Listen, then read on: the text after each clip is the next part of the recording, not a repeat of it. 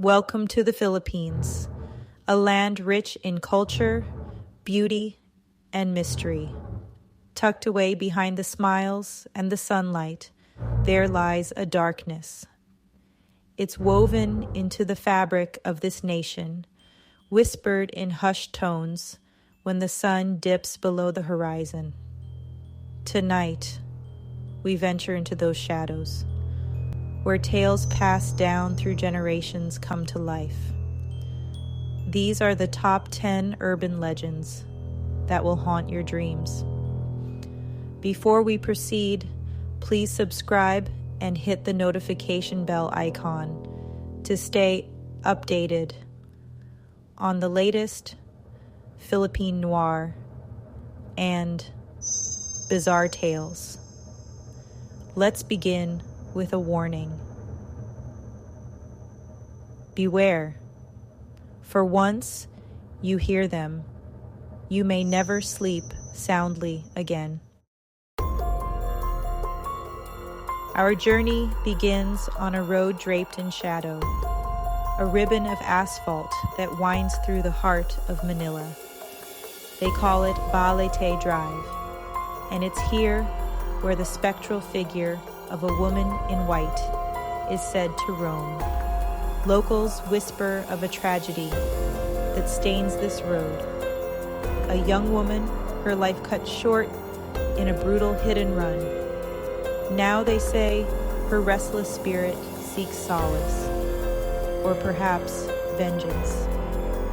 Imagine yourself driving down this road late at night. The streetlights flicker, casting an unsettling glow upon the empty sidewalks.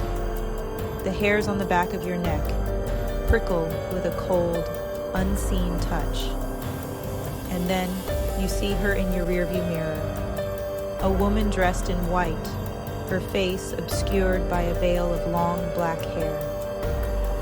She's standing in the middle of the road, yet you don't recall seeing her a moment ago.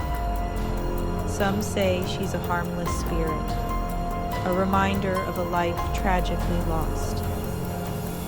Others claim she's a malevolent entity, luring unsuspecting drivers to their doom. Whatever the truth may be, one thing is certain. The legend of the White Lady of Balete Drive continues to haunt the hearts and minds of those who dare to travel its darkened path. From the bustling streets of the city, we journey deep into the Philippine countryside, where ancient superstitions linger in the shadows. Here, among the sprawling rice paddies and dense jungle, lurks a creature of nightmare, the aswang. Imagine a creature that can walk among us undetected, a monster disguised as a neighbor, a friend, even a loved one. During the day, they blend in, appearing as ordinary people.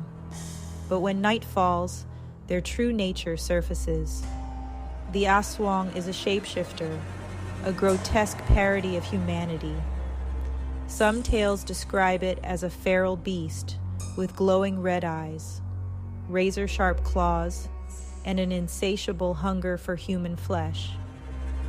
Other stories depict a creature capable of separating its torso from its body, sprouting enormous bat wings to stalk the night sky. But the most terrifying aspect of the aswang is its hunger. They say it craves human entrails, favoring the heart and liver above all else. They use their long black tongues to lap up the blood of their victims, leaving behind a scene of unimaginable horror. To this day, mothers warn their children to stay inside after dark, instilling in them a primal fear of the aswang's hunger. For in the remote villages of the Philippines, this legend is more than just a scary story. It's a chilling reminder that evil can lurk in the most unexpected places.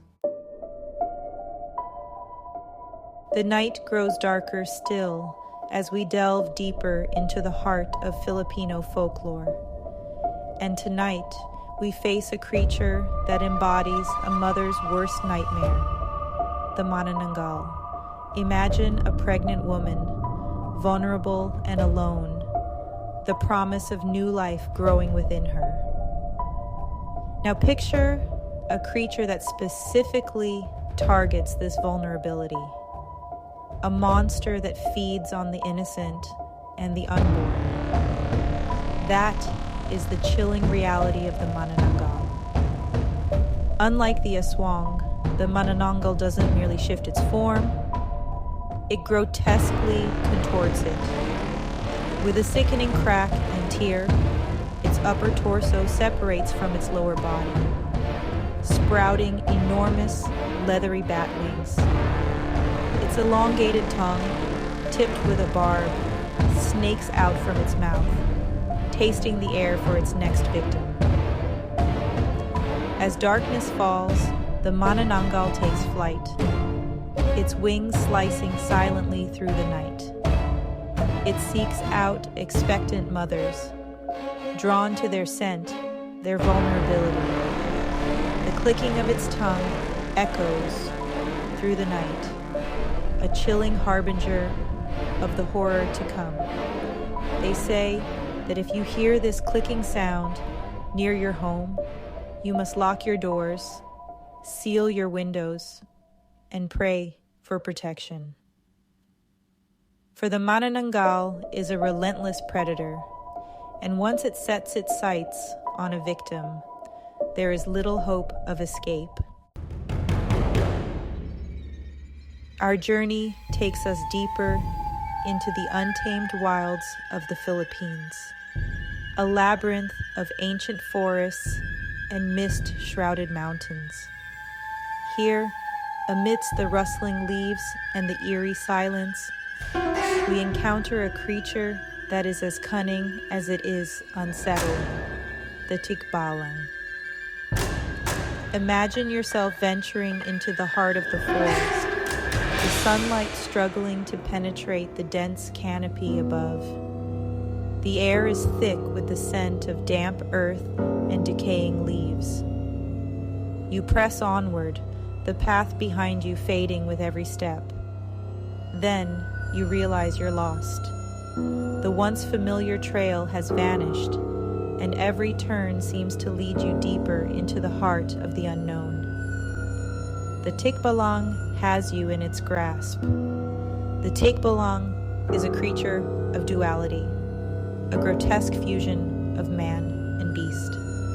It possesses the head and torso of a man, often twisted into a horrifying grimace, but its limbs are those of a powerful stallion, ending in wickedly sharp hooves. They say the tikbalang delights in leading travelers astray, using its uncanny ability to manipulate the forest itself. It watches from the shadows, its laughter echoing through the trees as its victims stumble further and further from safety. Some say the tikbalang can be reasoned with, that offerings of food and tobacco can appease its mischievous nature. But others whisper that the only way to escape its grasp is to outsmart it, to find your way out of the labyrinth before it claims you as its own.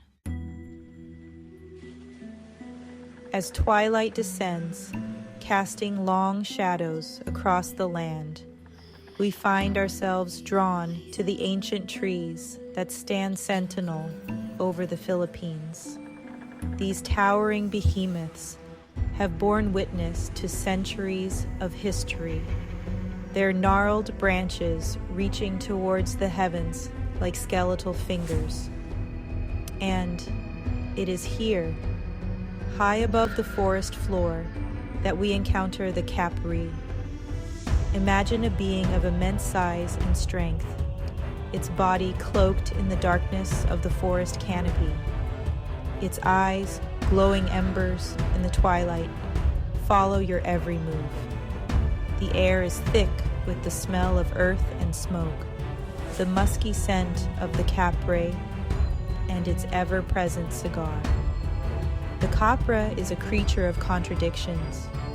It is said to be a solitary giant, content to spend its days lounging in the branches of ancient trees, puffing on cigars the size of tree trunks. But beneath its seemingly placid exterior lies a fierce temper, a volatile nature that can erupt with terrifying force. Locals whisper tales of the capre's mischievous nature, how it delights in playing tricks on unsuspecting humans. They say it can render itself invisible, appearing and disappearing at will, its booming laughter echoing through the trees. But beware, for the capra is fiercely protective of its domain. To anger this giant is to invite its wrath, to become the target of its supernatural strength. It is said that a single swipe of its massive hand can crush a man like an insect. So tread carefully beneath the watchful gaze of the capri, for in its realm, respect is not merely expected, it is demanded. The night deepens, and a blanket of unease settles over us as we delve into a darker corner of Filipino folklore. Forget the towering giants and the lurking beasts, for sometimes the most terrifying monsters come in the smallest packages. Tonight, we face the chilling legend of the Tiyanak. Imagine yourself walking alone through the dead of night. The only sounds are the chirping of insects and the distant barking of dogs. Suddenly, a baby's cry pierces the darkness, weak and plaintive, tugging at your heartstrings. You approach cautiously, drawn by the sound of such desperate need. There, lying abandoned on the side of the road, is a basket. You peer inside, and your blood runs cold. Staring up at you with malevolent glee is the Tiyanak. The Tiyanak is a demonic entity that disguises itself as an innocent infant. It uses its cries to lure unsuspecting victims, preying on their compassion, their instinct to protect the vulnerable. But once you pick it up, its true nature is revealed. Its eyes, once wide and innocent, transform into burning coals of malice. Its tiny mouth distends into a gaping maw, filled with razor-sharp teeth. The Tiyanak's cries, once soft and pitiful, morph into ear-splitting shrieks that can drive a person to madness. It is a creature born of darkness, feeding on the life force of those foolish enough to fall for its deception. Some whisper that the Tiyanak is the spirit of a child who died before baptism, forever trapped in a state of limbo, fueled by rage and a thirst for vengeance. Our journey into the heart of Filipino nightmares continues, and tonight we face a creature that haunts the very air we breathe, a malevolent entity that waits for us in the sanctuary of our sleep. This is the terrifying reality of the Batabat, also known as Bangungot, or sudden unexplained nocturnal death syndrome. Imagine this. You're lying in bed, your mind drifting off to sleep. The weight of exhaustion pulls you under, but just as you're about to succumb to slumber, a feeling of dread washes over you. You try to move, to cry out, but you can't. A crushing weight presses down on your chest, stealing your breath. You're trapped paralyzed, your lungs screaming for air. You feel a presence in the room with you, something ancient and evil, its eyes burning into you. This is the Batabat, and it has chosen you as its prey. The Batabat is a vengeful spirit, said to reside in trees, particularly those used to build houses. When these trees are cut down, the Batabat is displaced, angered by the destruction of its home. It seeks out those who disturbed its dwelling, following the very wood that once sheltered it. It preys on the unsuspecting, suffocating them in their sleep. The feeling of paralysis, the inability to scream, the crushing weight on your chest. That's the Batabat, squeezing the life out of you, claiming you for its own. Tonight, we venture into the murky swamps and desolate fields of the Philippines, where the line between the living world and the afterlife blurs. Here, amidst the croaking of frogs and the rustling reeds, we encounter a phenomenon as beautiful as it is terrifying: the San Telmo, or St. Elmo's fire. Imagine yourself lost in the wilderness, the night thick with fog and the threat of danger. The air is heavy with humidity, and a sense of unease clings to you like a shroud. Then, through the mist, you spot a faint glow, a flickering light that dances and shimmers in the distance. Is it a beacon of hope, a sign of civilization, or something far more sinister? The San Telmo appears as orbs of light, often blue or green, that hover above the ground. They flicker and sway, their ethereal glow both mesmerizing and unsettling. Some believe these lights are the spirits of the dead, trapped between worlds, searching for a way to communicate with the living. But be warned, the San Telmo is not to be trusted. Legend has it that these spirits delight in leading travelers astray, luring them deeper into the wilderness with promises of safety and shelter. They watch with cold amusement as their victims stumble and fall, lost and alone in the darkness. Some believe the San Telmo are harbingers of misfortune, their appearance a sign of impending doom. Others whisper that they are guardians of sacred places, protecting ancient secrets from those who would dare to uncover them. Whatever the truth may be, one thing is certain. The San Telmo is a reminder that in the Philippines, even the most beautiful things can be deceiving. Our journey into the heart of Filipino folklore leads us now to the most unassuming of places. Those small, seemingly insignificant mounds of earth found throughout the islands. These are the homes of the Nuno Sapunso, and to disturb them is to invite misfortune, illness, and even death. Imagine yourself walking along a familiar path, the sun warm on your skin, the air filled with the sounds of nature. You're lost in thought, not paying attention to where you're stepping. Suddenly, you feel a sharp pain in your foot. You look down and see that you've stubbed your toe on a small mound of earth. But this is no ordinary mound of earth. This is the home of the Nuno Sapunso, and you have just committed a grave offense. The Nuno Sapunso are dwarf-like creatures that reside in these mounds, fiercely protective of their homes.